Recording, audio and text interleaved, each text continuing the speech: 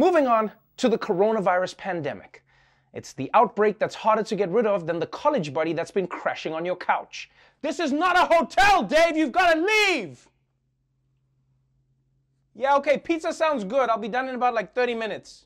A new report has found that when New York City ordered one of the strictest shutdowns in the country last spring, it reduced the spread of coronavirus by 70%. Yeah, 70%. Normally when something is beaten that badly in New York, it's the Knicks. But even though stay-at-home orders saved countless lives, and even though most places didn't try anything nearly as tough as New York, Donald Trump's Attorney General thinks that they still went way too far. In new remarks, Attorney General William Barr courting controversy by saying this about the coronavirus lockdown. Putting a national lockdown, stay-at-home orders is like house arrest. It's you know, other than slavery, which was a different kind of restraint, this is the greatest intrusion on civil liberties in American history. Okay. Slow your roll there, droopy dog. Corona quarantines are not even close to the worst intrusion into civil liberties.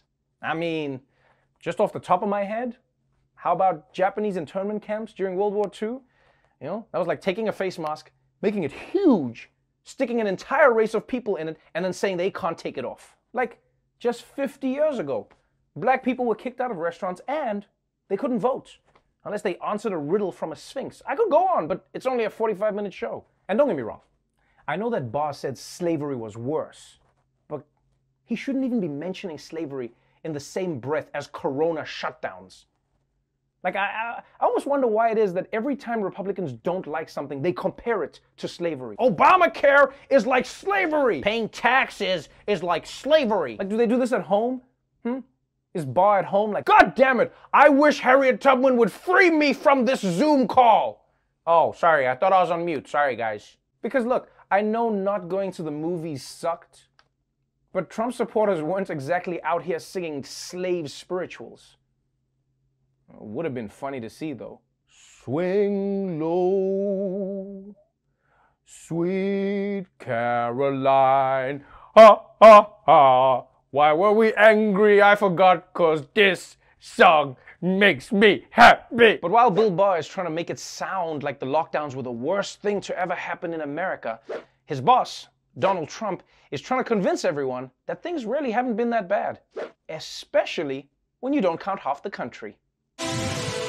Breaking news, President Trump suggesting the United States would be doing much better with coronavirus if we just took out the death numbers from blue states.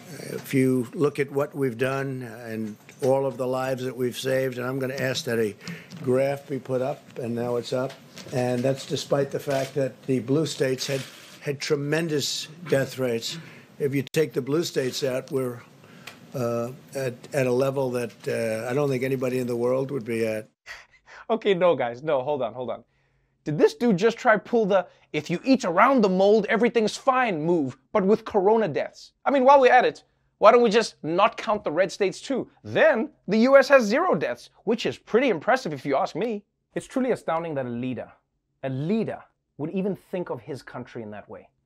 You can't just write off entire states. My man, this isn't the Electoral College. The popular vote counts.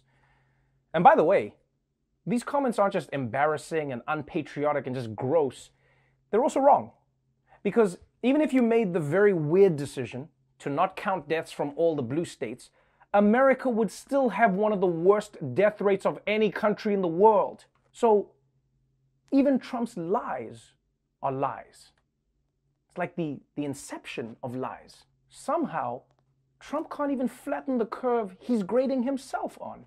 For more on Trump's divisive statements, I want to bring in a guy who's offended people in both red and blue states, Michael Costa.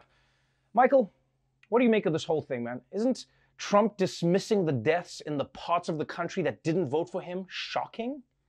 Well, at first I thought so, Trevor, but sometimes something seems shocking at first, but then later it turns out to be a good idea, like naked hang gliding. Michael, please, I told you I'm not doing that with you. But I already booked the plane. Besides, I don't want to go with Ronnie again. He's so much better at being naked than me. How is he better at being naked? Look, we're getting off track. Costa, what I want to know is what part of Trump's statement sounded like a good idea to you? Well, Here's the thing. At this point, we all know Trump only cares about the red states. So let's grant him his wish and just make him president of the red states. Red states get Trump, blue states get Biden. And then we'll just split the country straight down the middle and everybody's happier. Whoa, but Costa, I mean, what you're proposing is what happened during the Civil War. I'm not talking about a civil war. I'm talking about a civil divorce. Only this time the armies will be lawyers. The rivers will run red, but with ink. And the slaves, they will be... Careful. Okay, right. I've never been good with analogies. To me, analogies are like slaves. They are... Oh, careful. Okay, look, good point. I'll stop. My point is this. What if the Civil War was the first breakup in a bad relationship? We stuck with it because we thought we could figure it out, but then as we get older, we know that we're not good for each other. Besides, now our current leader has a lot of experience with divorce, so he could help guide us through it. But Michael, there's no way to neatly divide America into two countries. You know, you can't just do it along political lines. I mean, look at New York State. The city might be Democratic, but some of upstate is as red as Alabama. Fine. So New York City breaks up with upstate New York. More flags, more Olympic teams. Who has a problem with that? Yeah, but then, Michael, Staten Island is also more red than the rest of the city. I mean, how many times can you keep dividing? Pretty soon, every person is just going to be in their own country. Great. And every country will be united. I mean, I can't even disagree with myself that I love lower taxes. Although, I also really like social services.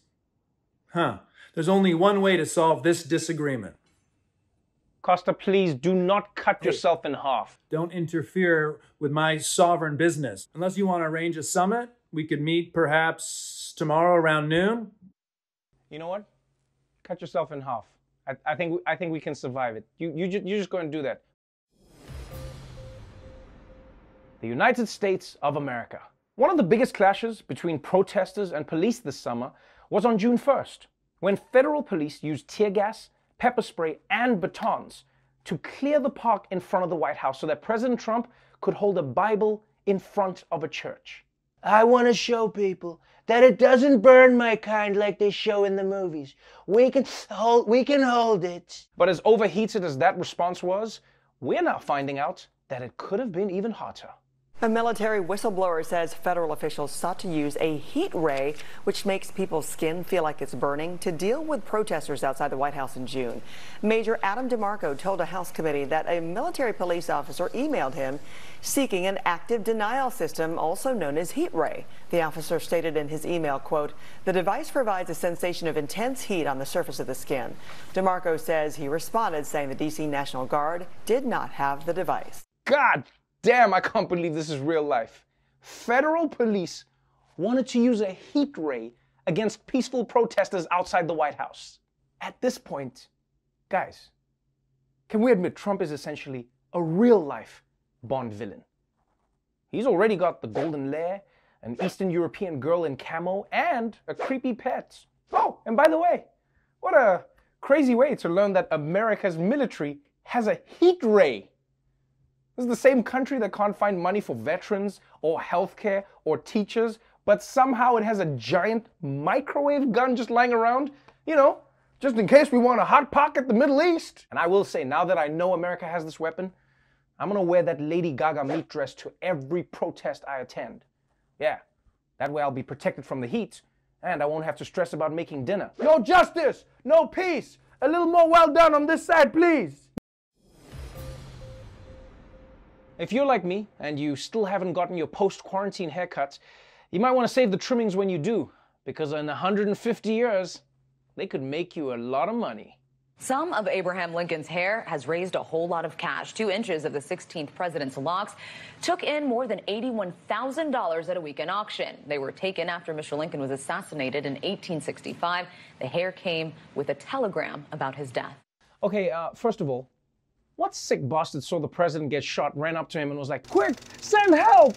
But first, does anyone have some of those little tiny scissors? I want to remember this day." That shit's creepy. They didn't even have eBay back then. What were you holding it for? But guys, this is amazing. If we have Abraham Lincoln's hair, you know what that means? It means we can Jurassic Park Abraham Lincoln. Okay, that's not what I meant. You know what? Forget it, just kill both of them. And by the way, if you ever wanted to see the difference between white people and black people, this is it. I took $81,000 and I bought a lock of Abraham Lincoln's hair. Shit, I took $81,000 and I bought a Lincoln. Oh, can I get a ride? Oh, hell no. Trying to ride in my car, gonna get hair all over the place. Cops gonna pull me over, be like, who this dead man's hair? I'm gonna be like, I don't even know who this is. They're gonna be like, why you gave him a ride? I'm gonna be like, yo, he was just in the same joke as me. I don't even know this dude. And I'm just gonna say this, I really hope that that actually is Abraham Lincoln's hair. Cause like, how do we know? Look at that thing, it looks like someone wrapped twine around some hay. This could be the history nerds equivalent of selling oregano as weed. And just so you know, people, you can't make money from every president's hair, okay? That's not how it works. For instance, if you get Trump's hair, you actually go bankrupt. Why? In fact, getting Donald Trump's hair at an auction 200 years from now just sounds like the premise to a really strange horror movie. Oh my God, I can't believe I got President Trump's hair from 200 years ago. This is, wait, is it moving? Did something, I know. Hillary Clinton and the deep state coronavirus, all the same. It's fake, so fake.